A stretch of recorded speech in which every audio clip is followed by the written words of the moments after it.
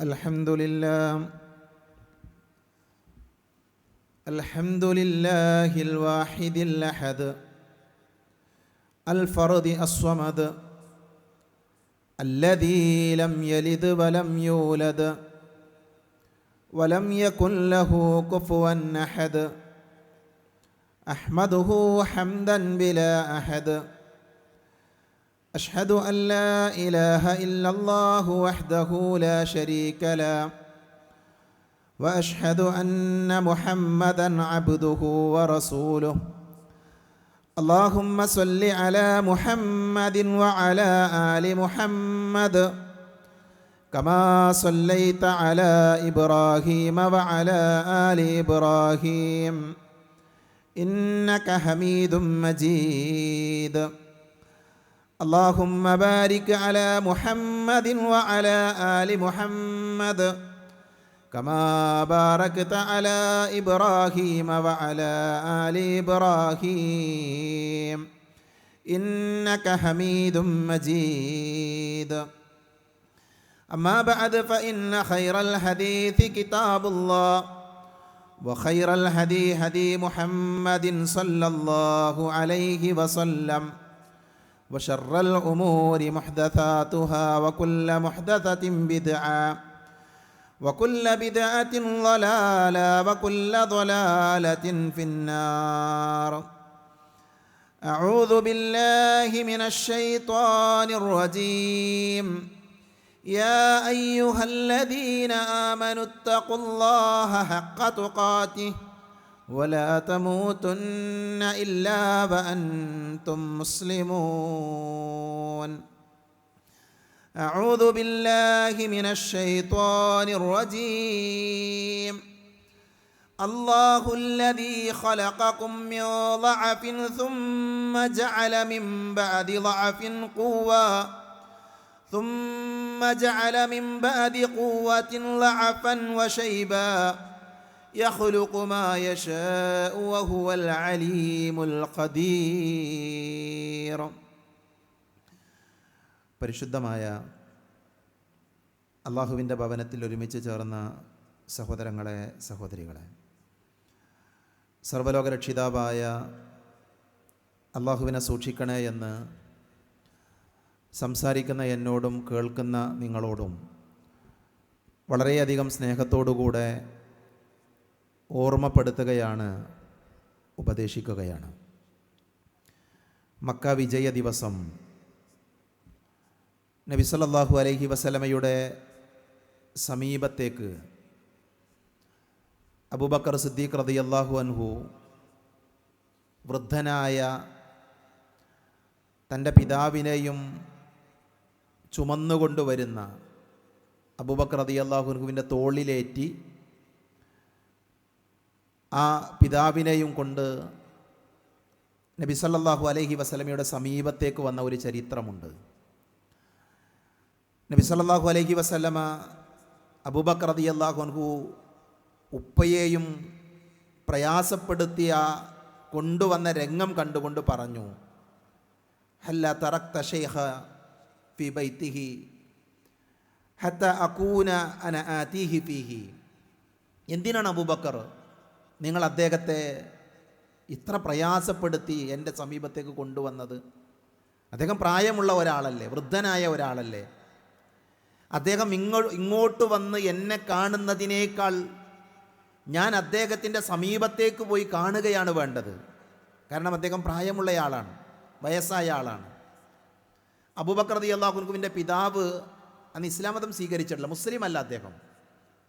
അപ്പോൾ അബൂബക്കർ നബി സല്ലല്ലാഹു അലൈഹി വസല്ലമയോട് പറഞ്ഞു, യാ റസൂലല്ലാഹ്, അള്ളാഹുവിൻ്റെ പ്രവാചകരെ, ഹുവ അഹഖു അൻ യംശിയ ഇലൈക മിൻ അൻ തംശി അൻത ഇലൈഹി. ഞാൻ ചെയ്തതാണ് ശരി.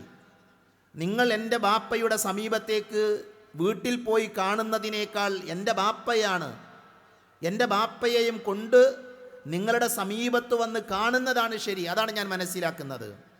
ആ സമയത്ത് നബി സല്ലല്ലാഹു അലൈഹി വസല്ലമ തുമ്മ മസഹ സുദ്റഹു, അബൂബക്കറിന്റെ പിതാവിൻ്റെ നെഞ്ചിന്മേൽ റസൂലുള്ളാഹി തടവി എന്നാണ് സല്ലല്ലാഹു അലൈഹി വസല്ലം. എന്ന് നബി സല്ലല്ലാഹു അലൈഹി വസല്ലം പറഞ്ഞു, അദ്ദേഹത്തോട് പറഞ്ഞു, ഖാല ലഹു അസ്ലിം, നിങ്ങൾ മുസ്ലിം ആകൂ എന്ന് പറഞ്ഞു. ആ സമയത്ത് അദ്ദേഹം ഫഅസ്ലമ, അബൂബക്കർ റളിയല്ലാഹുവിൻ്റെ പിതാവ് അവിടെ വെച്ചുകൊണ്ട് ഇസ്ലാം സ്വീകരിച്ചു. ഇതാണ് ചരിത്രം. ഈ ചരിത്രം ഞാൻ പറയാൻ കാരണം, പ്രവാചകൻ സല്ലല്ലാഹു അലൈഹി വസല്ലമയുടെ മുൻപിലേക്ക് വൃദ്ധനായ ഒരു മനുഷ്യനെയും കൊണ്ടാണ് അബൂബക്കർ റളിയല്ലാഹു വരുന്നത്. നബിയുടെ പ്രതികരണം നോക്കൂ നിങ്ങൾ. അബൂബക്കർ, എന്തിനാണ് ഒരു വൃദ്ധനെ നിങ്ങൾ പ്രയാസപ്പെടുത്തുന്നത്? അദ്ദേഹം പ്രായമുള്ള ആളല്ലേ, അദ്ദേഹത്തെ എന്തിന് കഷ്ടപ്പെടുത്തണം? പ്രായമുള്ള ആളുകളോട് എങ്ങനെ പെരുമാറണം, പ്രായമുള്ള ആളുകളോട്, വയസ്സായ ആളുകളോട് എന്ത് സമീപനം സ്വീകരിക്കണം എന്ന് പ്രവാചകൻ സല്ലല്ലാഹു അലൈഹി വസല്ലമ വളരെ ഭംഗിയായി തൻ്റെ അനുചരന്മാരെ, അതേപോലെ തന്നെ അബൂബക്കർ റളിയല്ലാഹു അടക്കമുള്ള ആളുകളെ പഠിപ്പിക്കുന്ന രംഗമാണ് ആ ചരിത്രത്തിൽ നമുക്ക് വായിച്ചെടുക്കാൻ സാധിക്കുന്നത്. വർത്തമാന കാലഘട്ടത്തിൽ ഈ ചരിത്രത്തിനേറെ പ്രസക്തിയുണ്ട് എന്ന് ഞാൻ വിശദീകരിക്കാതെ തന്നെ എല്ലാവർക്കും അറിയാം. പരിശുദ്ധ ഇസ്ലാമിൻ്റെ അധ്യാപനങ്ങൾ നമ്മൾ വായിക്കുമ്പോൾ മനുഷ്യൻ്റെ സൃഷ്ടിപ്പ് അത്ഭുതകരമാണ്. അല്ലാഹു സുബ്ഹാനഹു വ തആല മനുഷ്യൻ്റെ സൃഷ്ടിപ്പിനെ കുറിച്ച് പറയുമ്പോൾ പറഞ്ഞത് ലഖദ് ഖലഖനൽ ഇൻസാന ഫീ അഹ്സനി തഖ്വീം, ഏറ്റവും നല്ല രൂപത്തിൽ, ഏറ്റവും ശരിയായ രൂപത്തിൽ, ഏറ്റവും നല്ല രൂപത്തിലാണ് അല്ലാഹു സുബ്ഹാനഹു വ തആല മനുഷ്യനെ പടച്ചത് എന്ന് അല്ലാഹു പഠിപ്പിക്കുന്നുണ്ട്. അതേ റബ്ബ് തന്നെ ഖുർആനിൽ സൂറത്തു റൂമിലെ 54-ാമത്തെ ആയത്തിലൂടെ പറഞ്ഞത് അല്ലാഹുല്ലദീ ഖലഖകും മിൻ ലഅഫിൻ സുമ്മ ജഅല മിൻ ബഅദി ലഅഫിൻ ഖുവ്വ, അല്ലാഹു നിങ്ങളെ പടച്ചത് ദുർബലതയിലാണ്. നമ്മൾ ഈ ഭൂമിയിലേക്ക് വന്നപ്പോൾ ദുർബലരായിരുന്നു. ഒരു കുഞ്ഞ് ജനിച്ചു വീഴുമ്പോൾ ആ കുഞ്ഞ് അശക്തനാണ്, അവൻ എഴുന്നേറ്റ് നടക്കാൻ സാധ്യമല്ല, അവന് വാവിട്ട് കരയാൻ മാത്രമേ കഴിയുകയുള്ളൂ. ദുർബലനായ അവസ്ഥയിലാണ് ലോകത്തുള്ള മറ്റു ജീവജാലങ്ങളെ അപേക്ഷിച്ച് മനുഷ്യൻ്റെ കുഞ്ഞ് പിറന്നു വീഴുന്നത്. എന്നാൽ അല്ലാഹു പറയുകയാണ് ആ ളുഅഫിന് ശേഷം സുമ്മ ജഅല മിൻ ബഅദി ളുഅഫിൻ ഖുവ്വ, ആ ദുർബലതയ്ക്ക് ശേഷം അല്ലാഹു മനുഷ്യന് ശക്തി പകർന്നു എന്നാണ്, ഖുവ്വത്ത് നൽകി, ശക്തി കൊടുത്തു എന്നാണ്. നമ്മളാരും ജനിച്ച അവസ്ഥയിലല്ല ഇന്ന് ജീവിക്കുന്നത്. നടക്കാൻ കഴിയാത്ത, സ്വന്തമായി എഴുന്നേറ്റ് നിൽക്കാൻ കഴിയാത്ത ആ ജനിച്ചു വീണ സമയം മുതൽ നമ്മുടെ ജീവിതം നമ്മൾ പരിശോധിച്ച് നോക്കുമ്പോൾ ആ ദുർബലതയിൽ നിന്ന് പതിയെ പതിയെ നമ്മൾ ഖുവ്വത്തിലേക്ക്, ശക്തിയിലേക്ക്, ശക്തി ലഭിക്കുന്ന ആളുകളായി നമ്മൾ മാറി. നമ്മൾ നമ്മുടെ ഉമ്മയുടെ, നമ്മുടെ ബാപ്പയുടെ കൈ പിടിച്ച് നടക്കാൻ തുടങ്ങി, ചുമരിനെ ബാലൻസ് ചെയ്ത് നടക്കാൻ തുടങ്ങി, ഒറ്റയ്ക്ക് നടക്കാൻ തുടങ്ങി. അപ്പോൾ നമ്മൾ വീണിട്ടുണ്ട് പല സന്ദർഭങ്ങളിലും. നോക്കൂ നിങ്ങൾ, പിന്നെ നമ്മുടെ കാലുകൾ ഉറച്ചു, നമ്മൾ ശക്തമായി ദൃഢമായി നടക്കാനും അതേപോലെ തന്നെ ഓടാനും ചാടാനും ഒക്കെയുള്ള ശേഷി നമുക്കുടെ ഒരു ഖുവ്വത്തുള്ള അവസ്ഥയിലേക്ക് നമ്മൾ വന്നു. എന്നിട്ട് അല്ലാഹു പറഞ്ഞ വാചകമാണ് നാം ശ്രദ്ധിക്കണം. അല്ലാഹു പറഞ്ഞു സുമ്മ ജഅല മിൻ ബഅദി ഖുവ്വത്തിൻ ലഅഫ, അല്ലാഹു നിങ്ങളെ ദുർബലതയിലാണ് പഠിച്ചത്, അതിനുശേഷം അല്ലാഹു നിങ്ങൾക്ക് ശക്തി പകർന്നു. വീണ്ടും അല്ലാഹു പറഞ്ഞു ആ ശക്തിക്ക് ശേഷം, ആ ഖുവ്വത്തിന് ശേഷം എന്ത് ചെയ്യും? സുമ്മ മിൻ ബഅദി ഖുവ്വത്തിൻ ലഅഫ, അല്ലാഹു ഒരു ദുർബലതയിലേക്ക്, അശക്തതയിലേക്ക് നിങ്ങളെ വീണ്ടും അല്ലാഹു മാറ്റുമെന്നാണ്. അതാണ് വാർദ്ധക്യകാലം എന്ന് പറയുന്നത്.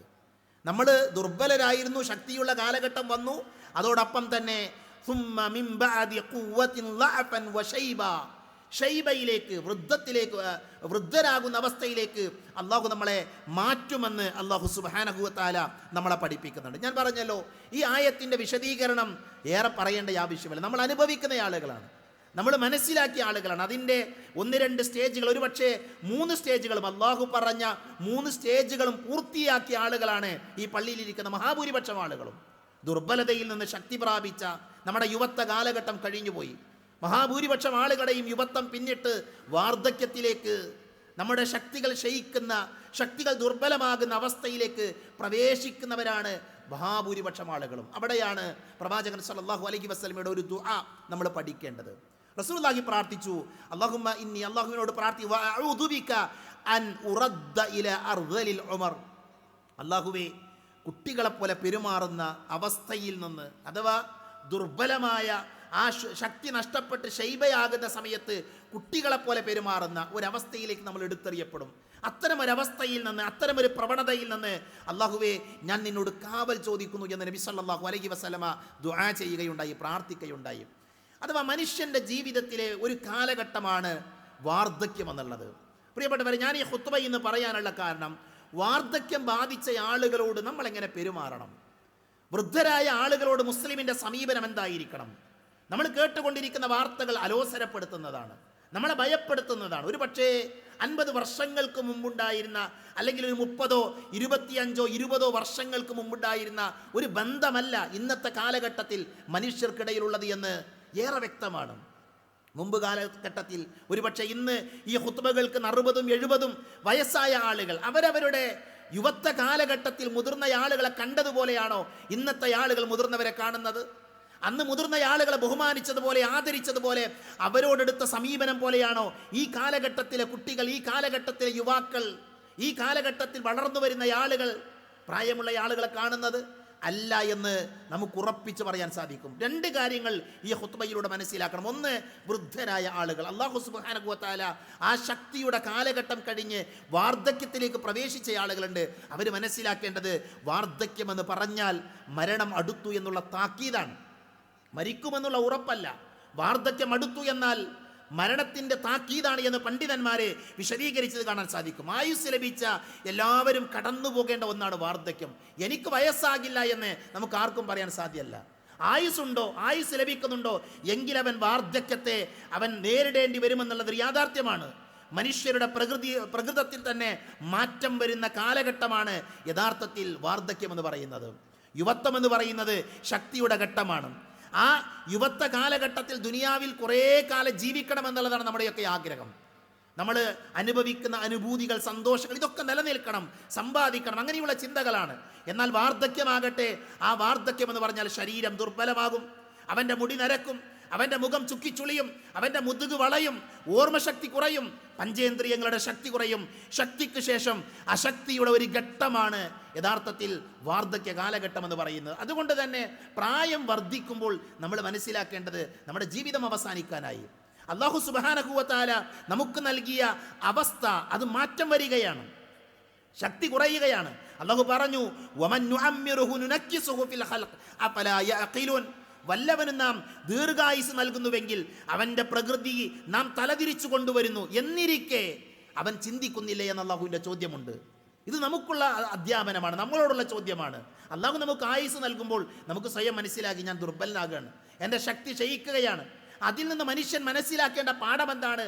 ഈ ദുനിയാവിലെ എൻ്റെ ജീവിതം അവസാനിക്കാൻ പോകുകയാണ്, കുറേ കാലമൊന്നും ഇവിടെ എനിക്ക് ജീവിക്കാൻ സാധ്യമല്ല. അതുകൊണ്ട് തന്നെ പ്രായമുള്ള ആളുകൾ ആ തിരിച്ചറിവ്, ഞാൻ പ്രായമായവനാണ് എങ്കിൽ എനിക്ക് ആ തിരിച്ചറിവുണ്ടാകണം. നമ്മൾക്ക് ഓരോരുത്തർക്കും ആ തിരിച്ചറിവുണ്ടാകണമെന്നാണ് പരിശുദ്ധ ഇസ്ലാമിൻ്റെ അധ്യാപനം. അതുകൊണ്ട് തന്നെ ഈ ഖുത്ബയിലെ 2 പാർട്ടിലെ ഒരു പാർട്ട് വൃദ്ധരായ ആളുകളോടാണ്. നമ്മൾ കൂടുതൽ അമലുകൾ ചെയ്യാൻ, കൂടുതൽ അല്ലാഹുവിലേക്ക് അടുക്കാൻ നമ്മൾ ഓരോരുത്തരും സന്മനസ് കാണിക്കേണ്ട, തയ്യാറാകേണ്ട സമയമാണ്. ഇന്നലകളിലെ പാപങ്ങൾ മായ്ച്ചു കളയാൻ നമുക്ക് സാധിക്കണം. ഒരു പുസ്തകത്തിൽ ഒരു കുട്ടി പെൻസിൽ കൊണ്ട് എഴുതിയാൽ ആ പെൻസിൽ കൊണ്ട് എഴുതിയത് അബദ്ധമാണ് എങ്കിൽ അത് മായ്ച്ചു കളയാൻ നമ്മൾ സാധാരണ മായ്ക്കുന്ന റബ്ബർ ഉപയോഗിക്കാറുണ്ട്. പ്രിയപ്പെട്ടവരെ, അതേപോലെ പ്രായമുള്ള ആളുകൾ മനസ്സിലാക്കേണ്ടത്, ചെറുപ്പക്കാർ മനസ്സിലാക്കേണ്ടത്, അല്ലാഹു സുബ്ഹാനഹു വ തആല നമ്മുടെ ജീവിത പുസ്തകത്തിലെ പാപങ്ങൾ കഴുകിക്കളയാൻ, മായ്ച്ചു കളയാൻ തൗബ എന്ന് പറയുന്ന മഹത്തായ അനുഗ്രഹം നമുക്ക് നൽകിയിട്ടുണ്ട്. അതുകൊണ്ട് തൗബ ചെയ്ത് മടങ്ങാൻ, അള്ളാഹുവിലേക്ക് ഖേദിച്ച് മടങ്ങാൻ നമ്മൾ ഓരോരുത്തരും മനസ്സ് കാണിക്കണം. 2ാമത്തെ പാർട്ട്, വൃദ്ധരായ ആളുകളോട് നമുക്കുള്ള സമീപനം എന്തായിരിക്കണം? നമ്മളെക്കാൾ മുതിർന്ന ആളുകളുണ്ട്, നമ്മളെക്കാൾ വയസ്സായ ആളുകൾ. ഈ പള്ളിയിലിരിക്കുന്ന ഏറ്റവും വയസ്സായ ഒരാളുണ്ടാകാം, ആ വയസ്സായ മനുഷ്യനേക്കാൾ പ്രായം കൂടിയ ഒരാൾ ഇവിടെ ഉണ്ടാകാം, അല്ലെങ്കിൽ സമീപത്തുണ്ടാകാം. അപ്പോൾ എന്താണ് നമ്മളെക്കാൾ മുതിർന്ന ആളുകളോട് പരിശുദ്ധ ഇസ്ലാം കൽപ്പിക്കുന്ന മര്യാദകൾ എന്തൊക്കെയാണ്? നമ്മൾ എന്ത് സമീപനം സ്വീകരിക്കണം? ഒന്നാമതായി അവരെ ആദരിക്കുക എന്നുള്ളതാണ്. റസൂലുള്ളാഹി സ്വല്ലല്ലാഹു അലൈഹി വസല്ലമയിൽ നിന്ന് അബീ മൂസൽ അശ്അരി റളിയല്ലാഹു അൻഹു ഉദ്ധരിക്കുന്ന ഹദീസിലേക്കാണ് നബി പറഞ്ഞു, ഇന്ന മിൻ ഇജ്ലാലില്ലാഹി ഇക്റാമ ദീ ശൈബത്തിൽ മുസ്ലിം. ഇമാം അബൂദാവൂദ് ഉദ്ധരിക്കുന്ന ഹദീസാണ്. എന്താ ഹദീസിൽ പറയുന്നത്? അള്ളാഹുവിൻ്റെ മഹത്വത്തിൽപ്പെട്ടതാണ് നരബാധിച്ച മുസ്ലിമിനെ ബഹുമാനിക്കുക എന്നുള്ളത്, അവനെ ആദരിക്കുക എന്നുള്ളത്. അപ്പം നമ്മുടെ കടമ എന്താണ്? നമ്മളെക്കാൾ പ്രായമുള്ള ആൾ, ആരാകട്ടെ, നമ്മളെക്കാൾ വയസ്സായ ആൾ, അവരെന്ത് ചെയ്യണം? അവരെ ആദരിക്കണം, അവരെ ബഹുമാനിക്കണം. റസൂലുള്ളാഹി സ്വല്ലല്ലാഹു അലൈഹി വസല്ലമ പറഞ്ഞു, മാ അക്രമ ശാബുൻ ശൈഖൻ ലിസിന്നിഹി ഇല്ലാ ഖയ്യലല്ലാഹു ലഹു മിൻ മൻ യുക്രിമുഹു ഇൻദ സിന്നിഹി. ഇമാം തുർമുദി ഉദ്ധരിക്കുന്ന ഹദീസാണ്.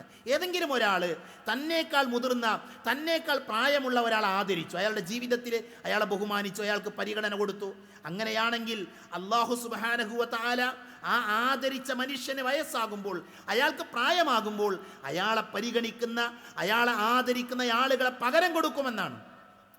നമുക്ക് വാർദ്ധക്യം വരുമ്പോൾ നമ്മളെ ആദരിക്കാനും, നമ്മളെ സഹായിക്കാനും, നമ്മളെ പരിഗണിക്കാനും, നമ്മളെ ചേർത്ത് പിടിക്കാനും ആളുകൾ ഉണ്ടാകണമെങ്കിൽ നമ്മൾ നമ്മുടെ ശക്തിയുള്ള കാലഘട്ടത്തിൽ നമ്മളെക്കാൾ മുതിർന്നവരെ ആദരിക്കാൻ നമ്മൾ പഠിക്കേണ്ടതുണ്ട്. മഹാനായ ഹുമൈദ് ബിൻ സഞ്ജബൈഹി റഹ്മത്തുള്ളാഹി അലൈഹി അദ്ദേഹം പറയുന്നുണ്ട്, യൻബഗി ലിൽമർഇ അൻ യുഖിറ അമ്മഹു വഇൻ കാന അസ്ഗറ മിൻഹു വലബിൻതുൽ ഉഖ്തി അൻ തുഖിറ ഖാലതഹാ വഇൻ കാനത് അസ്ഗറ മിൻഹാ ലിഅന്നൽ അമ്മ അബുൻ വൽ ഖാലത ഉമ്മുൻ. എന്താ അദ്ദേഹം പറയുന്നത്? ഒരു മനുഷ്യനെ അയാൾക്ക് അനിവാര്യമാണ്, അയാൾക്ക് നിർബന്ധമുള്ള കാര്യമാണ്. എന്ത് ചെയ്യണം? അയാളുടെ അമ്മാവനെ, ബാപ്പാൻ്റെ ഉമ്മയുടെ സഹോദരൻ, അമ്മാവൻ എന്ത് ചെയ്യണം? അയാൾ ആദരിക്കണം. എന്നിട്ട് പറഞ്ഞ വാചകം നോക്കൂ, വഇൻ കാന അസ്ഗറ മിൻഹു, ഒരുപക്ഷെ നമ്മുടെ അമ്മാവൻ, നമ്മുടെ അങ്കിൾ, അയാൾ നമ്മളെക്കാൾ പ്രായം കുറഞ്ഞ ആളാണെങ്കിലും ശരി, നമ്മളെക്കാൾ വയസ്സ് കുറഞ്ഞ ആളാണെങ്കിലും ശരി, അയാൾക്ക് കൊടുക്കേണ്ട സ്ഥാനം എന്ത് ചെയ്യണം? നമ്മൾ കൊടുക്കണം. അതേപോലെ തന്നെ ഒരു പെണ്ണ്, അവൾ എന്ത് ചെയ്യണം? അവൾ അവളുടെ അമ്മായിയെ ആദരിക്കണം, അവൾ ബഹുമാനിക്കണം. അവളേക്കാൾ പ്രായം കുറഞ്ഞ ആളാണ് അവരുടെ അമ്മായി എങ്കിൽ എന്ത് ചെയ്യണം? ആ സ്ഥാനത്ത് നിങ്ങൾ ബഹുമാനിക്കണം. കാരണം അമ്മാവൻ എന്ന് പറയുന്നത് ബാപ്പയുടെ സ്ഥാനത്താണ്, അമ്മായി എന്ന് പറയുന്നത് ഉമ്മയുടെ സ്ഥാനത്താണ് എന്ന് മഹാനായ ഹുമൈദ് ബിൻ സഞ്ജബൈഹി റഹ്മത്തുള്ളാഹി അലൈഹി നമ്മളെ പഠിപ്പിച്ച കാണാൻ പറ്റും. അപ്പോൾ ഒന്നാമത്തെ കടമ എന്താ? നമ്മളെക്കാൾ മുതിർന്ന ആളുകളെ നമ്മൾ ആദരിക്കണം. രണ്ടാമത്തെ കാര്യം അവരെ ബഹുമാനിക്കുക എന്നുള്ളതാണ്. റസൂലുള്ളാഹി പറഞ്ഞു, ലൈസ മിന്നാ മൻ ലം യുഅഖിർ കബീറനാ വയർഹം സഗീറനാ, നമ്മുടെ കൂട്ടത്തിൽപ്പെട്ടവനല്ല. റസൂലുള്ളാഹിയുടെ അധ്യാപനങ്ങളിൽ വളരെ ശ്രദ്ധേയമായൊരു പ്രയോഗമാണ്, അവർ നമ്മുടെ കൂട്ടത്തിൽപ്പെട്ടവരല്ല എന്ന് പറയും. ചില കാര്യങ്ങൾ പറഞ്ഞിട്ട് അത് ചെയ്യുന്ന ആൾക്കാർ നമ്മുടെ കൂട്ടത്തിൽപ്പെട്ടവരല്ല, എന്നിൽപ്പെട്ടവനല്ല എന്നൊക്കെ പറയും. അതേ രീതിയിലൊരു പ്രയോഗമാണ് ലൈസ മിന്ന, അവർ നമ്മിൽപ്പെട്ടവരല്ല. ആര്? പ്രായമുള്ള ആളുകളെ, വയസ്സായ ആളുകളെ ആദരിക്കാത്തവർ, അവരെ ബഹുമാനിക്കാത്തവർ നമ്മിൽപ്പെട്ടവരല്ല. കുട്ടികളോട് കരുണ കാണിക്കാത്തവരും നമ്മിൽപ്പെട്ടവരല്ല എന്ന് പ്രവാചകൻ സല്ലല്ലാഹു അലൈഹി വസല്ലമ പഠിപ്പിച്ചു. അപ്പം നബിയുടെ കൂട്ടത്തിൽ പെടണമെങ്കിൽ, നബിയുടെ ഉമ്മത്തിൽ അംഗമാകണമെങ്കിൽ എന്ത് വേണം? നമ്മളെക്കാൾ വയസ്സായ ആളുകളെ ആദരിക്കണം. ബസ്സിൽ കയറിയാൽ ഇപ്പോൾ നോക്കൂ നിങ്ങൾ, വർത്തമാന കാലഘട്ടത്തിൽ ചെറിയ കുട്ടികളൊക്കെ ഉണ്ടാകും സീറ്റിൽ, ആരോഗ്യമുള്ള കുട്ടികളൊക്കെ സീറ്റിലുണ്ടാകും. അപ്പം ഞങ്ങളുടെയൊക്കെ നാട്ടിലൊരു സംസാര ഭാഷ അത് പറയുകയാണെന്നുണ്ടെങ്കിൽ വവ്വാല് പോലെ കമ്പിമുണ്ടാകും പ്രായമുള്ള ആൾക്കാരൊക്കെ, അവരങ്ങനെ നിൽക്കുന്നുണ്ടാകും. ഒന്ന് എഴുന്നേറ്റ് കൊടുക്കാൻ പോലും മനസ്സ് കാണിക്കാത്ത ഒരു തലമുറ. എല്ലാവരെയും അടിച്ചാക്ഷേപിക്കല്ല, എല്ലാ കുട്ടികളും അങ്ങനെയാണ് എന്ന് പറയുകയല്ല. പക്ഷേ വളർന്നു വരുന്ന തലമുറയിൽ മുതിർന്ന ആളുകളെ ബഹുമാനിക്കാനും അവർക്ക് കൊടുക്കേണ്ട സ്ഥാനം കൊടുക്കാനും പലരും തയ്യാറാകുന്നില്ല. കഴിഞ്ഞ ഏതാനും ദിവസങ്ങൾക്ക് ഒരു പട്ടണത്തിൽ ഒരു സ്ഥലത്ത് നിൽക്കുമ്പോൾ ഞാൻ കണ്ടൊരു കാഴ്ചയാണ്. അവിടെയുള്ള കുട്ടികൾ, സ്കൂളിൽ പഠിക്കുന്ന കുട്ടികൾ, അവരോട് ആ കുട്ടികൾ ആ പ്രായത്തിൽ കാണിക്കുന്ന ചില വികൃതികൾ, ചില തോന്നിവാസങ്ങൾ അവർ കാണിച്ചു അതിനെ താക്കീത് നൽകിയ ആളുകൾക്കെതിരെ കുട്ടികൾ ഒരുമിച്ച് കൂടി അയാൾ ആക്രമിക്കാൻ വരികയാണ്, അയാൾ അടിക്കാൻ വരികയാണ്. നോക്കൂ നിങ്ങൾ, മുമ്പ് കാലഘട്ടത്തിൽ ഇല്ലാത്തതാണ് ഇന്നത്തെ കാലഘട്ടത്തിൽ നമ്മൾ കണ്ടുകൊണ്ടിരിക്കുന്നത്. വലിയവരോട് അനാദരവ് കാണിക്കുന്ന, അവരെ ബഹുമാനിക്കാത്ത ആളുകളാണ്. മഹാനായ അബൂബക്കർ റളിയല്ലാഹുവിന്റെ ചരിത്രം നമ്മൾ വായിക്കുമ്പോൾ അബൂബക്കർ റളിയല്ലാഹു എല്ലാ ദിവസവും രാവിലെ സുബഹി നമസ്കാരം കഴിഞ്ഞാൽ അല്ലെങ്കിൽ അതിനു മുമ്പ് എന്ത് ചെയ്യും? അദ്ദേഹം എഴുന്നേറ്റ് വേഗം പോകുന്ന. അപ്പോൾ ഉമർ റളിയല്ലാഹു ഇത് കണ്ടു. ഉമർ റളിയല്ലാഹു അദ്ദേഹത്തെ പിന്തുടർന്നു. എന്തിനാ അബൂബക്കർ റളിയല്ലാഹു ഇങ്ങനെ നിസ്കാരം കഴിഞ്ഞ ഉടനെ എഴുന്നേറ്റ് പോകുന്നത്? എന്തിനാ? നേരം വെളുക്കുന്നതിന് മുമ്പ്, വെളിച്ചം തെളിയുന്നതിന് മുമ്പ് അദ്ദേഹം പോവാണ്. അപ്പോൾ ഉമർ റളിയല്ലാഹു അദ്ദേഹത്തെ പിന്തുടർന്നപ്പോൾ അദ്ദേഹം കണ്ട കാഴ്ച എന്താ? ഒരു വൃദ്ധയായ സ്ത്രീയുടെ വീട്ടിൽ പോയി അവരുടെ മൃഗത്തെ കറന്നു കൊടുക്കുന്നുണ്ട്, അവർക്ക് ആവശ്യമുള്ള കാര്യങ്ങൾ ചെയ്തു കൊടുക്കുന്നുണ്ട്, അവരുടെ വീട് വൃത്തിയാക്കുന്നുണ്ട്. ആര്? അബൂബക്കർ സിദ്ദീഖ് റളിയല്ലാഹു അൻഹു. നോക്കൂ നിങ്ങൾ, പ്രായം കൊണ്ട് മൂത്ത, പ്രായം കൊണ്ട് ഏറെ തന്നേക്കാൾ മുതിർന്ന ഒരാളെ സഹായിക്കണം അദ്ദേഹം. ഞാൻ ഈ ഖുത്ബ പറയുന്ന ഞാനടക്കമുള്ള നമ്മൾ ആലോചിക്കേണ്ട കാര്യമാണ്. നമ്മുടെ ഇടയിൽ ജീവിക്കുന്ന മുതിർന്ന ആളുകളോട് എന്ത് സമീപനമാണ് നമ്മളൊക്കെ സ്വീകരിക്കാറുള്ളത്? അവരുടെ കൂടെ ഒന്ന് പോയി ഇരിക്കാൻ, അവരോടൊന്ന് സംസാരിക്കാൻ, അവർ പറയുന്നതൊന്ന് കേൾക്കാൻ നമുക്ക് സമയമുണ്ടോ? നമ്മൾ ഗൗരവമായി ആലോചിക്കേണ്ട വിഷയമാണ്. മഹാനായ ഉമർ റളിയല്ലാഹു അദ്ദേഹം ഒരിക്കൽ അങ്ങനെ ഇറങ്ങി നടക്കുന്ന സമയത്താണ് ഒരു ജൂതനായ മനുഷ്യൻ യാചിക്കുന്നത് കണ്ടു. ജൂതനാണ് അദ്ദേഹം, യാചന നടത്താണ്. അപ്പോൾ ഉമർ റളിയല്ലാഹു ചെന്ന് ചോദിച്ചു, എന്തിനാണ് നിങ്ങൾ യാചിക്കുന്നത്? അപ്പോൾ അദ്ദേഹം പറഞ്ഞു, പ്രായമായി, വയസ്സായി, ഇത് ഇസ്ലാമിക ഭരണമാണ്. അദ്ദേഹത്തിന് ഇത് ഉമറാന്നൊന്നും അറിയില്ല. ഇത് ഇവിടെ ഇസ്ലാമിക ഭരണമുള്ള നാടാണ്. അതുകൊണ്ട് തന്നെ അമുസ്ലിമായ ജൂതനായ ഞാൻ മദീനയിൽ താമസിക്കുമ്പോൾ എന്ത് വേണം? ഇസ്ലാമിക ഭരണകൂടത്തിന് നികുതി കൊടുക്കണം, ജിസിയ കൊടുക്കണം. ഞാൻ പ്രായമായിട്ടുണ്ട്, എനിക്ക് നികുതി കൊടുക്കാൻ എൻ്റെ കയ്യിൽ പണമില്ല, എനിക്ക് ഭക്ഷണം കഴിക്കണം, എനിക്കതിന് ശേഷിയില്ല, അതിന് വഴിയില്ല, അതുകൊണ്ടാണ് ഞാൻ യാചിക്കുന്നത് എന്ന് ആ വൃദ്ധനായ ജൂതൻ പറഞ്ഞപ്പോൾ ഉമർ റളിയല്ലാഹു അൻഹു അദ്ദേഹം ഉടനെ ആ രാജ്യത്തൊരു നിയമം കൊണ്ടുവരികയാണ്. പ്രായമുള്ളവരുടെ നികുതി അദ്ദേഹം ഒഴിവാക്കി, വയസ്സായ ആളുകളുടെ നികുതി അദ്ദേഹം ഒഴിവാക്കി, അവരുടെ സംരക്ഷണം ഭരണകൂടം ഏറ്റെടുത്തു. ഇതാണ് ഇസ്ലാമിൻ്റെ ചരിത്രം എന്ന് പറയുന്നത്. മുസ്ലിം ആകട്ടെ അല്ലാത്തയാളാകട്ടെ പ്രായമുള്ള ആളുകളെ നമ്മൾ ആദരിക്കണം. അത് നമ്മുടെ അടയാളമാണ്. നമ്മുടെ ബാധ്യതയാണ് എന്ന് പ്രത്യേകം നമ്മൾ മനസ്സിലാക്കണം. മൂന്നാമത്തെ ഒരു പോയിന്റ്, പ്രവാചകൻ സല്ലല്ലാഹു അലൈഹി വസല്ലമയുടെ അധ്യാപനങ്ങളിൽ നമുക്ക് കാണാം മുതിർന്ന ആളുകളെ പരിഗണിക്കണം എന്നുള്ളതിൻ്റെ ഏറ്റവും നല്ല ഉദാഹരണം എന്താ? ഇപ്പൊ സലാം പറയാന്നുള്ളത് ഇസ്ലാമിലെ വലിയ നന്മയാണ്. നബി പറഞ്ഞു, ആരാ സലാം പറയേണ്ടത്? യുസല്ലിമു സഗീറു അലൽ കബീർ, യുസല്ലിമു സഗീറു അലൽ കബീർ. മുതിർന്ന ആളുകളോട് കുട്ടികൾ സലാം പറയണമെന്നാണ്.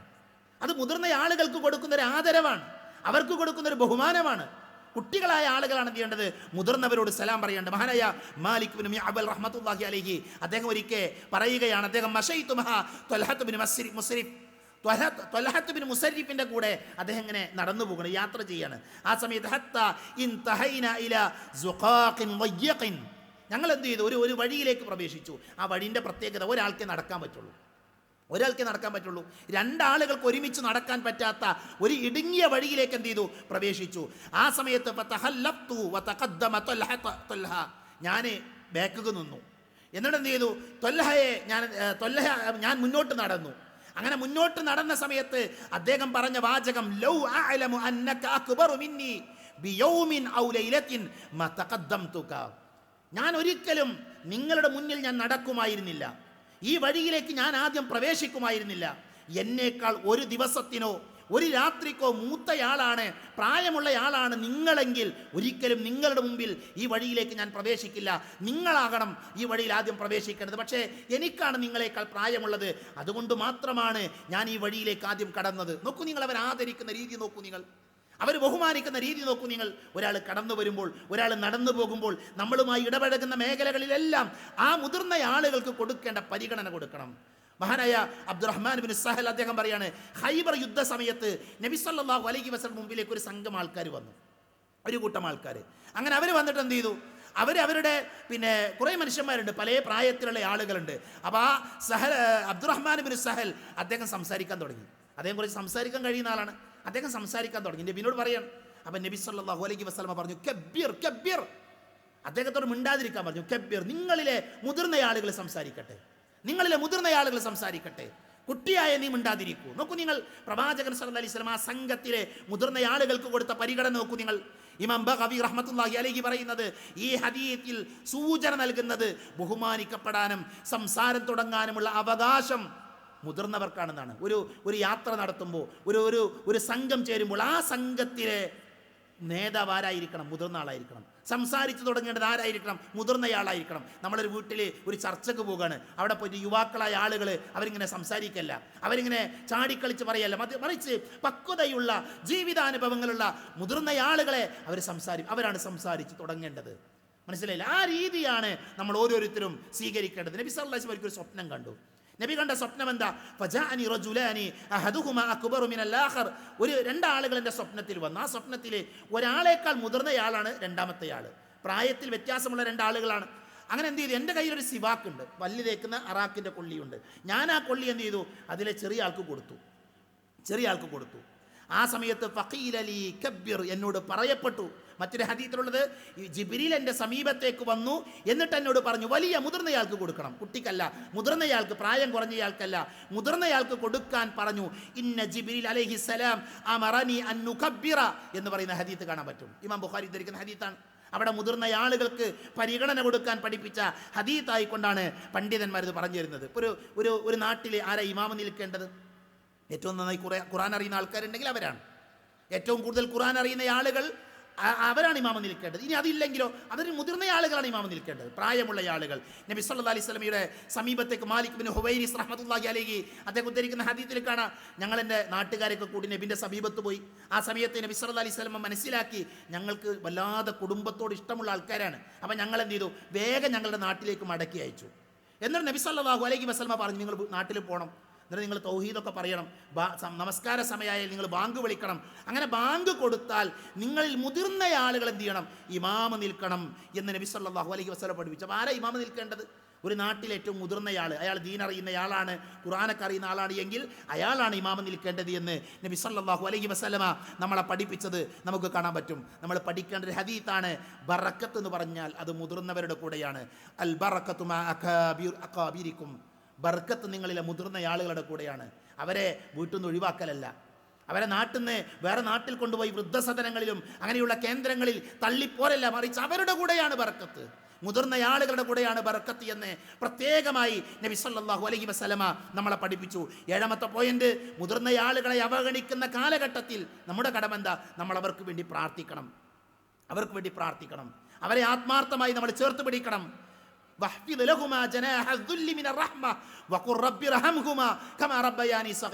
പ്രായം ചെന്ന മാതാപിതാക്കളുടെ വിഷയത്തിൽ അള്ളാഹു നമ്മളെ പഠിപ്പിച്ച ദുആയാണ്, മാതാപിതാക്കൾക്ക് വേണ്ടി ദുആ ചെയ്യണം. അത് മുതിർന്ന ആളുകൾക്ക് എന്ത് ചെയ്യണം? അവർക്ക് വേണ്ടി ദുആ ചെയ്യുന്ന, അവരോട് ഏറ്റവും മാന്യമായി പെരുമാറുന്ന ആളുകളായിട്ട് നമ്മൾ മാറണം. 8ാമത്തെ പോയിന്റ്, ആരാധനാ രംഗത്ത് പോലും അവരെ പരിഗണിക്കണം. നബിൻ്റെ കാലഘട്ടത്തിൽ മഹാനായ മുആദ് ബിൻ ജബൽ, മുആദ് റളിയല്ലാഹു അൻഹു, അദ്ദേഹം എന്ത് ചെയ്തു? സൂറത്തുൽ ബഖറയും ആലിമ്രാനും നിസാവും പോയി നിസ്കരിക്കാൻ തുടങ്ങി. അവൻ നബിനോട് പരാതി പറഞ്ഞു. അവൻ നബി സല്ലല്ലാഹു അലൈഹി വസല്ലമ മുആദ് റളിയല്ലാഹുവിനോട് ചോദിക്കുന്ന ചോദ്യം, അഫത്താനുൻ അൻത യാ മുആദ്, നീ ഫിത്ന ഉണ്ടാക്കുന്ന ആളാണോ? കുഴപ്പമുണ്ടാക്കുന്ന ആളാണോ? നിന്റെ ബേക്കിൽ പ്രായമുള്ള ആൾക്കാരില്ലേ? നിന്റെ ബേക്കിൽ മുതിർന്ന ആൾക്കാരില്ലേ? അവരെ പരിഗണിച്ചുകൂടെ? നിനക്ക് സബ്ബിഹിസ്മ റബ്ബിക്കൽ അഅ്ല വശംസി വദുഹാഹ, ഈ സൂറത്ത് ഓതിക്കൂടെ? എന്തിനാ ഈ വലിയ സൂറത്ത് ഓതി ആളുകളെ പ്രയാസപ്പെടുത്തുന്നത്, മുതിർന്ന ആളുകളെ പ്രയാസപ്പെടുത്തുന്നത് എന്ന് പ്രവാചകൻ സല്ലല്ലാഹു അലൈഹി വസല്ലം ചോദിച്ചത് ഇമാം ബുഖാരി ഉദ്ധരിക്കുന്ന ഹദീസിലേക്കാണ്. നോക്കൂ നിങ്ങൾ, ഇസ്ലാം കൊടുത്ത സ്ഥാനം, മുതിർന്ന ആളുകളെ എവിടെയാണ് ശ്രദ്ധിക്കാത്തത്? അവർക്ക് വേണ്ടി ഹജ്ജ് ചെയ്യാം, മുതിർന്ന ആളുകൾക്ക് വേണ്ടി, പ്രയാസപ്പെടുന്ന ആളുകൾക്ക് വേണ്ടി മറ്റുള്ളവർക്ക് എന്ത് ചെയ്യാം? ഹജ്ജ് ചെയ്യാം. ഹജ്ജിലെ കർമ്മങ്ങളിൽ, ജംറകളിൽ കല്ലെറിയുന്ന സമയത്ത് മുതിർന്ന ആളുകൾക്ക് വേണ്ടി വേറെ ആളുകൾ എന്ത് ചെയ്യുക? കല്ലെറിയാം. അത് റസൂലുള്ളാഹി സ്വല്ലല്ലാഹു അലൈഹി വസല്ലം പഠിപ്പിച്ചതാണ്. യുദ്ധത്തിന് പോകുന്ന സമയത്ത് ആ നാട്ടിലെ പ്രായമുള്ള ആളുകളെ കൊല്ലരുത് എന്ന് പ്രവാചകൻ സ്വല്ലല്ലാഹു അലൈഹി വസല്ലമ നമ്മളെ പഠിപ്പിച്ചു. പ്രായമുള്ള ആളുകൾക്ക് അവർ നമസ്കരിക്കുമ്പോൾ ഇസ്തിറാഹയുടെ ഇരുത്തം, ഇസ്തിറാഹ എന്ന് പറഞ്ഞാൽ 2 സുജൂദ് കഴിഞ്ഞ് നമ്മൾ 2ാമത്തെ റക്അത്തിലേക്ക് എഴുന്നേൽക്കുമ്പോൾ ഒരു ഇരുത്തുണ്ട്.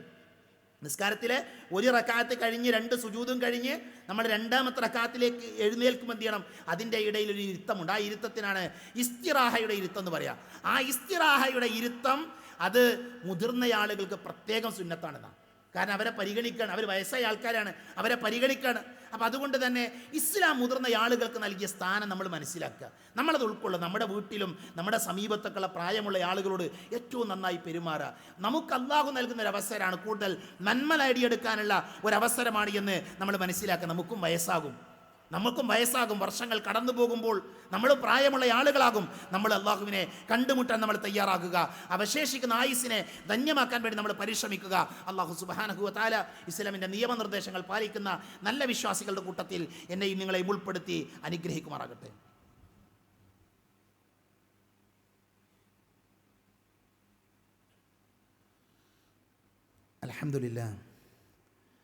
അൽഹംദുലില്ലാഹില്ലദീ അല്ലമ ബിൽ ഖലം അല്ലമൽ ഇൻസാന മാ ലം യഅലം വസ്സലാത്തു വസ്സലാമു അലാ അഷ്റഫുൽ മുർസലീൻ വഅലാ ആലിഹി വഅസ്ഹാബിഹി അജ്മഈൻ അമ്മാ ബഅദ്.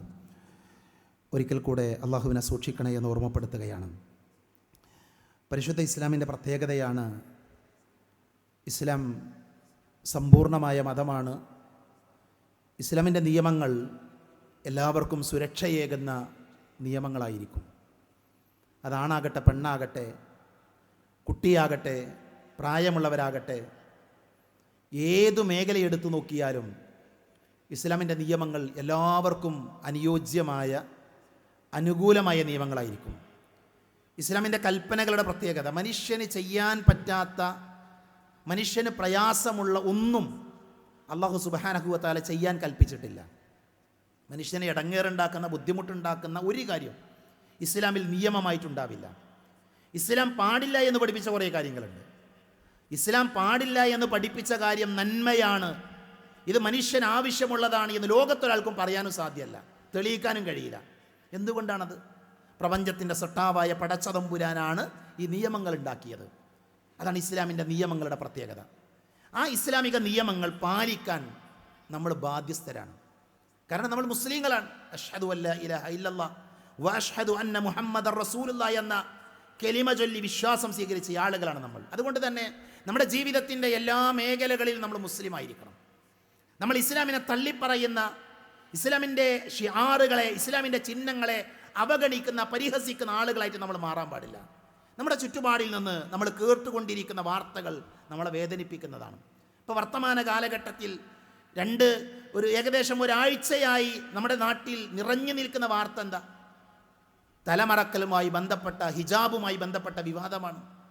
അല്ലെ, ഒരു സ്ഥാപനത്തിൽ ഒരു മുസ്ലിം വിദ്യാർത്ഥിനി അവൾ തലമറച്ചപ്പോൾ അതിനെ ചോദ്യം ചെയ്തതുമായി ബന്ധപ്പെട്ട വിവാദമാണ്. ഞാനതിൻ്റെ അത്തരമൊരു പശ്ചാത്തലത്തിലേക്കല്ല ഞാൻ എൻ്റെ സഹോദരങ്ങളുടെ ശ്രദ്ധ ക്ഷണിക്കുന്നത്. ഈ പള്ളിയിലിരിക്കുന്ന മുഴുവൻ ആളുകളും കലാലയങ്ങളിൽ പഠിച്ച ആളുകളാണ്. ഇതിൽ മുതിർന്ന ആളുകളുണ്ട്.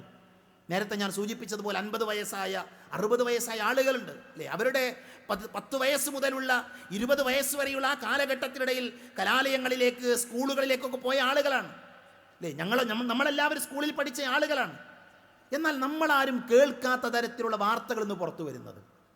നമ്മൾ അന്ന് കണ്ട കാഴ്ചകൾ എന്താണ്? മുസ്ലിം പെൺകുട്ടികൾ അവർ മാന്യമായി വേഷം ധരിച്ച് അവർ ഇസ്ലാമിൻ്റെ ഷിആറുകളൊക്കെ ധരിച്ച് അത് ഇഷ്ടപ്പെടുന്ന ആളുകൾ അത് ധരിച്ചു പോകുന്നു. എന്നാൽ മുസ്ലിങ്ങളായ ആളുകൾ തന്നെ തലമറക്കാതെ കോളേജിലും അതേപോലത്തെ സ്കൂളിലൊക്കെ പോകാറുണ്ട്. അത് അവരുടെ ഇഷ്ടമാണ്, അവരുടെ ചോയ്സാണ്.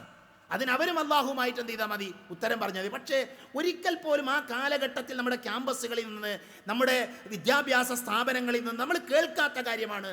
ഇവിടെ ഒരു പെൺകുട്ടി തലമറച്ച് വന്ന് ഫിത്തന ഉണ്ടാക്കുന്നുണ്ട്, കുഴപ്പമുണ്ടാക്കുന്നുണ്ട്. മുതിർന്ന ആളുകൾ ആരെങ്കിലും ഇത് കേട്ടിട്ടുണ്ടോ? മുതിർന്ന ആളുകൾക്ക് ഇതുവരെ കേൾക്കാൻ പറ്റാത്ത കാര്യങ്ങൾ ഇന്നത്തെ തലമുറ കേൾക്കേണ്ടി വരുന്നുണ്ട്. അതെന്തുകൊണ്ടാണ്? ഒന്നാമതായി നമ്മൾ മനസ്സിലാക്കേണ്ടത് അന്ത്യനാളിൻ്റെ അടയാളമാണ് ഫിത്തനകൾ വ്യാപിക്കുന്നുള്ളത്. ഫിത്തനകൾ വ്യാപിക്കും. റസൂലുള്ളാഹി പറഞ്ഞ എന്താ? അവസാന കാലഘട്ടത്തിലെ മുസ്ലിം അവൻ തീക്കനലിൽ ജീവിക്കുന്നത് പോലെ ജീവിക്കേണ്ടി വരും. ഒരു തീയിൻ്റെ കനലുകളുടെ മുകളിൽ കയറി നിന്ന് ആ അവസ്ഥയിൽ പരീക്ഷിക്കപ്പെടുന്ന, ആ അവസ്ഥയിൽ മുസ്ലിമായി ജീവിക്കാൻ പ്രയാസപ്പെടുന്ന ഒരു കാലഘട്ടം വരുമെന്ന് നബി സല്ലല്ലാഹു അലൈഹി വസല്ലമ പ്രവചിച്ചിട്ടുണ്ട്. ആരാ പറഞ്ഞത്? നബിയാണ് സല്ലല്ലാഹു അലൈഹി വസല്ലം. ആ പ്രവാചകൻ സല്ലല്ലാഹു അലൈഹി വസല്ലം പറഞ്ഞ് സത്യമായി പുലരും. അപ്പോൾ നമ്മളതിൽ ടെൻഷൻ അടിക്കേണ്ട ആവശ്യമില്ല, നമ്മൾ നിരാശരാകേണ്ട ആവശ്യമില്ല. പക്ഷെ നമുക്ക് സ്റ്റാൻഡ് ഉണ്ടാകണം, നമുക്ക് നിലപാടുണ്ടാകണം. നമ്മൾ ആരെയും പേടിക്കേണ്ട ആൾക്കാർ, നമ്മൾ ഇസ്സത്തുള്ള ആൾക്കാരാണ്. എന്താ നമ്മുടെ നിലപാടെന്താ? നമ്മുടെ പ്രധാനപ്പെട്ട പോയിന്റ് എന്ന് പറയുന്നത് നമ്മൾ മുസ്ലിങ്ങളാണ്. ഇസ്ലാമിൻ്റെ ഒരു നിയമമുണ്ട്. നമ്മുടെ രാജ്യം എന്ന് പറയുന്നത് മുസ്ലിമിന് അവൻ്റെ നിയമങ്ങൾ പാലിച്ചുകൊണ്ട്, അവൻ്റെ മതം പാലിച്ചുകൊണ്ട് ജീവിക്കാനുള്ള സ്വാതന്ത്ര്യം നൽകുന്ന നാടാണ് നമ്മുടെ നാട്. അതുകൊണ്ട് തന്നെ ഈ നിയമങ്ങൾ ലംഘിക്കപ്പെടുന്ന ഇടങ്ങളുണ്ട് എങ്കിൽ അതിനെ ഭരണഘടനാപരമായി ചോദ്യം ചെയ്യാൻ, അത്തരം കാര്യങ്ങൾ തിരുത്താൻ പറയാൻ നമുക്ക് അവകാശമുണ്ട്. ആ വഴികൾ നമ്മൾ സ്വീകരിക്കണം. പക്ഷെ എൻ്റെ കുട്ടി, നാം എടുക്കേണ്ട തീരുമാനം എന്താ? എൻ്റെ കുട്ടി ഇസ്ലാമികമായാണ് വേഷം ധരിക്കുക. ഈ പള്ളിയിലിരിക്കുന്ന ആളുകൾക്ക് അഭിമാനത്തോടെ പറയാൻ പറ്റണം, എൻ്റെ മകൾ, അവൾ കലാലയങ്ങളിലേക്ക് നടന്നു പോകുന്നത് ക്യാമ്പസിൽ പോയി 6 മണിക്കൂർ അല്ലെങ്കിൽ 4 മണിക്കൂർ 5 മണിക്കൂർ അധ്യാപകരുടെ, അധ്യാപികമാരുടെ, സഹപാഠികളുടെ മുന്നിലിരിക്കുന്നത് പൂർണ്ണമായി ഇസ്ലാമിൻ്റെ വേഷം ധരിച്ചുകൊണ്ടാണ് എന്ന് സ്വന്തം മനസ്സിനോട് പറയാൻ രക്ഷിതാക്കൾക്ക് പറ്റണം. അപ്പോഴാണ് നമ്മൾ മുസ്ലിം ആകുന്നത്, അപ്പോഴാണ് നമ്മൾ ഇസ്സത്തുള്ള ആളുകളാകുന്നത്. നമ്മൾ ചിന്തിക്കാണ്, എൻ്റെ മോളല്ലേ, ചെറിയ കുട്ടിയല്ലേ, അവളിപ്പോൾ എന്തിനാ തലമറക്കണത്? അവൾക്ക് വിദ്യാഭ്യാസം കിട്ടണ്ടേ? അതുകൊണ്ട് തന്നെ അവളിപ്പോൾ ഈ സമയത്ത് അവൾ തോന്നിയതുപോലെ നടക്കട്ടെ, അവൾ തലമറച്ചിട്ട് വലിയ കുഴപ്പമൊന്നുമില്ല എന്നാണ് നമ്മൾ ചിന്തിക്കുന്നത് എങ്കിൽ നമ്മുടെ വിശ്വാസത്തിൽ എവിടെയോ പ്രശ്നമുണ്ട് നമ്മൾ മനസ്സിലാക്കണം. അതുകൊണ്ട് ഈ വിവാദങ്ങളുടെ പശ്ചാത്തലത്തിൽ എൻ്റെ പ്രിയപ്പെട്ട ഉപ്പമാരോട്, ഉമ്മമാരോട്, രക്ഷിതാക്കളോട് എനിക്ക് ഓർമ്മപ്പെടുത്താൻ, നമ്മൾ വിശ്വാസിയാവുക എന്നുള്ളതാണ്, നമ്മൾ മുസ്ലിം ആവുക എന്നുള്ളതാണ്, നമ്മുടെ നിലപാട് ശക്തമാക്കുക എന്നുള്ളതാണ്. നമ്മുടെ കുട്ടികൾ പഠിക്കേണ്ടത് ഇസ്ലാമികമായ അന്തരീക്ഷത്തിലായിരിക്കണം, ഇസ്ലാമികമായ സാഹചര്യങ്ങളായിരിക്കണം. അവർ നിസ്കരിക്കുന്നുണ്ടോ നോക്കണം നമ്മൾ, അല്ലേ? അവർ കൃത്യമായി ദീൻ അനുസരിക്കുന്നുണ്ടോ ഈ ബാധ്യതയാർക്കാ? യാ അയ്യുഹല്ലദീന ആമനു ഖൂ അൻഫുസകും വഅഹ്ലീകും നാറ. നിങ്ങൾ നിങ്ങളെയും നിങ്ങളുടെ കുടുംബങ്ങളെയും നരകത്തിൽ നിന്ന് രക്ഷപ്പെടുത്തണമെന്ന് അല്ലാഹു സുബ്ഹാനഹു വ തആല നമ്മളോട് കൽപ്പിച്ചതാണ്, നമ്മളോട് പറഞ്ഞതാണ്. ഇവിടെ ഇരിക്കുന്ന ഉപ്പമാർക്ക് കടമയുണ്ട്. ഭാര്യയെ, മക്കളെ, മാതാപിതാക്കളെ, നമ്മുടെ വീട്ടിലുള്ള ആളുകളെ നരകത്തിയിൽ നിന്ന് രക്ഷപ്പെടുത്താൻ പണിയെടുക്കണം നമ്മൾ. അതാണ് ഖുർആന്റെ കൽപ്പന. അല്ലിമൂഹും വഅദ്ദിബൂഹും. അലി റളിയല്ലാഹു അങ്ങനെയാണ് ആയത്തിനെ വിശദീകരിച്ചത്. അവർക്ക് നിങ്ങൾ സംസ്കാരം പകർന്നു കൊടുക്കണം, അവർക്ക് നിങ്ങൾ അദബ് പഠിപ്പിക്കണം. ഏതാ ഈ സംസ്കാരം, ഏതാ ഈ അദബ്? അത് ഇസ്ലാമാണ്, അള്ളാൻ്റെ ദീനാണ്. അതുകൊണ്ട് എൻ്റെ കുട്ടി മുസ്ലിം ആയിക്കൊണ്ടാണ് വളരുന്നത്, ഇസ്ലാമിക നിയമങ്ങൾ പാലിച്ചുകൊണ്ടാണ് ജീവിക്കുന്നത് എന്ന് ഉറപ്പുവരുത്താൻ ഓരോ രക്ഷിതാക്കളും ഈ സന്ദർഭത്തിൽ ശ്രദ്ധിക്കണമെന്നാണ് സാന്ദർഭികമായി ഓർമ്മപ്പെടുത്താനുള്ളത്. അല്ലാഹു സുബ്ഹാനഹു വ തആല ഇസ്ലാമിനെ മുറുകെ പിടിക്കുന്ന ആളുകൾക്ക്, ഇസ്ലാമിനെ ദീനായി സ്വീകരിച്ച ആളുകൾക്ക് രണ്ട് ലോകത്തും സമാധാനവും സന്തോഷവും നൽകുമെന്നുള്ളത് പ്രവാചകൻ സല്ലല്ലാഹു അലൈഹി വസല്ലമയുടെ അധ്യാപനമാണ്. ഇരു ലോകത്തും വിജയം വരിക്കുന്ന നല്ല വിശ്വാസികളുടെ കൂട്ടത്തിൽ അല്ലാഹു സുബ്ഹാനഹു വ തആല നമ്മെ എല്ലാവരെയും ഉൾപ്പെടുത്തി അനുഗ്രഹിക്കുമാറാകട്ടെ. അറിഞ്ഞുമറിയാതെയും നമ്മുടെ ജീവിതത്തിൽ സംഭവിച്ചു പോയ ചെറുതും വലുതുമായ എല്ലാ തെറ്റുകുറ്റങ്ങളും അള്ളാഹു പുറത്ത് മാപ്പാക്കി തരുമാറാകട്ടെ. രോഗം കൊണ്ട് ബുദ്ധിമുട്ടുന്ന ധാരാളം ആളുകൾ നമ്മുടെ ഇടയിലുണ്ട്. അള്ളാഹു അവർക്ക് ശിഫ നൽകുമാറാകട്ടെ. മരണപ്പെട്ടു പോയ ആളുകളുണ്ട്, നമ്മുടെ മാതാപിതാക്കൾ, നമ്മുടെ ബന്ധുമിത്രാദികൾ, നമുക്ക് വേണ്ടപ്പെട്ട പല ആളുകളും, നമുക്ക് നേതൃത്വം നൽകിയ നമ്മുടെ നേതാക്കന്മാർ. അള്ളാഹു സുബ്ഹാനഹു വ തആല വിശ്വാസികളായ അവരുടെ ഖബർ ജീവിതം സന്തോഷകരമാക്കി കൊടുക്കുമാറാകട്ടെ. മക്കളില്ലാതെ പ്രയാസപ്പെടുന്നവരുണ്ട്, അള്ളാഹു അവർക്ക് സ്വാലിഹുകളായ സന്താനങ്ങൾ നൽകി അനുഗ്രഹിക്കുമാറാകട്ടെ. ലോകത്തിൻ്റെ വിവിധ ഭാഗങ്ങളിൽ ജയിലുകളിൽ കഴിയുന്ന അനേകായിരം വിശ്വാസികളുണ്ട്, അള്ളാഹു അവർക്ക് മോചനം നൽകുമാറാകട്ടെ. ഫലസ്തീനിൻ്റെ മണ്ണിൽ പ്രയാസങ്ങൾ അനുഭവിക്കുന്ന നമ്മുടെ സഹോദരങ്ങളുടെ അള്ളാഹു അവരുടെ പ്രയാസങ്ങൾ ദൂരീകരിച്ചു കൊടുക്കുമാറാകട്ടെ. അല്ലാഹുമ്മ ഗഫിർ ലിൽ മുഅ്മിനീന വൽ മുഅ്മിനാത്ത് വൽ മുസ്ലിമീന വൽ മുസ്ലിമാത്ത് അൽഅഹ്യാഅ മിൻഹും വൽ അംവാത്ത് അല്ലാഹുമ്മ അജിർനാ മിനൻ നാർ അല്ലാഹുമ്മ അജിർനാ മിനൻ നാർ അല്ലാഹുമ്മ അജിർനാ മിനൻ നാർ റബ്ബനാ ആതിനാ ഫിദ് ദുനിയ ഹസന വഫിൽ ആഖിറതി ഹസനതൻ വഖിനാ അദാബൻ നാർ ആമീൻ ആമീൻ ബിറഹ്മതിക യാ അർഹമർ റഹീമീൻ വആഖിറു ദഅവാനാ അനിൽ ഹംദുലില്ലാഹി റബ്ബിൽ ആലമീൻ.